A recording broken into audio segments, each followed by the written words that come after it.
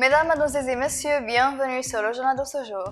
Le président du Parlement, le conseiller Aguila Saleh, a reçu un appel téléphonique de l'ambassadeur américain au Libye Richard Norland et a discuté avec lui des derniers développements de la situation au Libye et dans la région. Son Excellence, le conseiller a discuté avec l'ambassadeur américain des moyens de mettre fin à la crise politique au Libye et a souligné la nécessité de trouver une solution politique pour mettre fin à l'état de division dans le pays. Pour sa part, il a souligné la nécessité de mettre en place un mécanisme de répartition équitable et de transparente des revenus pétroliers entre tout le peuple libyen.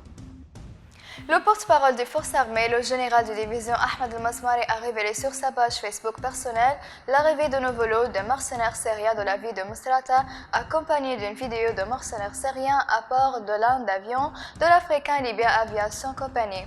El-Masmari a déclaré que ce que la Turquie fait maintenant est un défi flagrant aux demandes internationales de calme et de cessez-le-feu. Le directeur du département d'orientation morale des forces armées, le brigadier Khaled El-Mahjoub, a déclaré que le ministère de l'Intérieur non autorisé de l'IFAR avait formé un certain nombre de mercenaires syriens dans le camp de Tikbeli dans la capitale Tripoli pour y suivre les conditions de sécurité.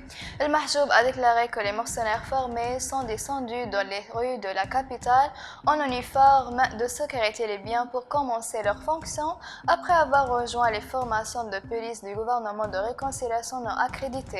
Vendredi, le comité des sanctions des Nations Unies a annoncé qu'Ankara avait envoyé entre 7 000 et 15 000 combattants mercenaires syriens en Libye, devant la situation en Libye comme un marché d'armes majeur en raison de la violation de l'embargo sur les armes.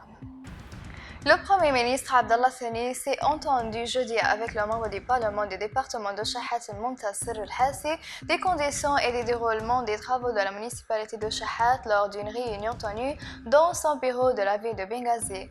Les deux parties ont discuté de tous les besoins de la municipalité de Shahat, des secteurs, des services et des moyens de les fournir et se sont engagés à les dissuader rapidement. À son tour, Al-Hassi a apprécié le travail du gouvernement libyen et ses efforts considérable pour le pays et le citoyen.